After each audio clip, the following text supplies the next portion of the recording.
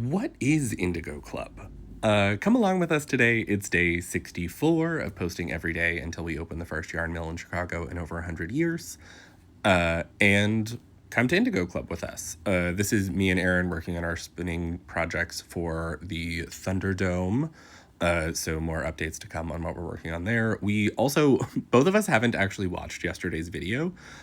So we've seen what the other person is spinning, but we don't know what we're casting on yet or what our end goals are, and I've succeeded in not watching it.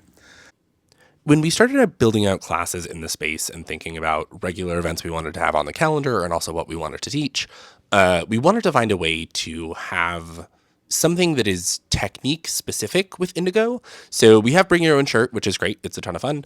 But Bring Your Own Shirt, you're kind of bringing your own projects in. You kind of have your own idea, and it's mostly just access to the vat.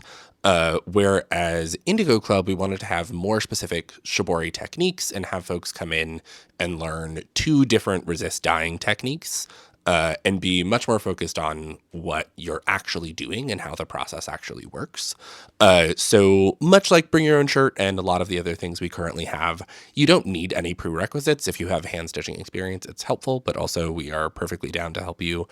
But you can see here we're starting by just getting some fiber into the actual vat. We've got just a little test piece of fabric here.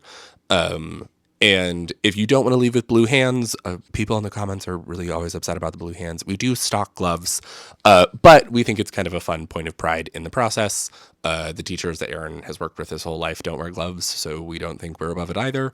And it's totally harmless. But you can see here for this little test swatch, it comes out bright green. Really magically, you can see that as it comes out of that, it's bright green and immediately starts turning blue. We have a reduction environment created in the vat that allows for the pigment to be water soluble and bind to natural textiles. And when you pull it out, that's allowed to oxidize. And so getting that air onto the fabric allows the pigment to start to turn blue.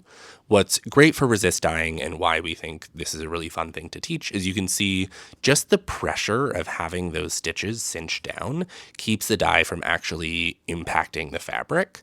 And so you can get a lot of really fun, really technical, really fiddly techniques in to get these beautiful patterns. These are the swatches of what we had in class today. You can see here that even without a ton of experience, you can get something really gorgeous and pretty high impact.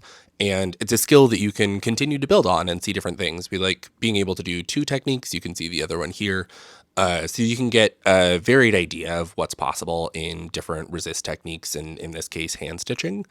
So if you're curious, want to check it out, you could leave with something like this.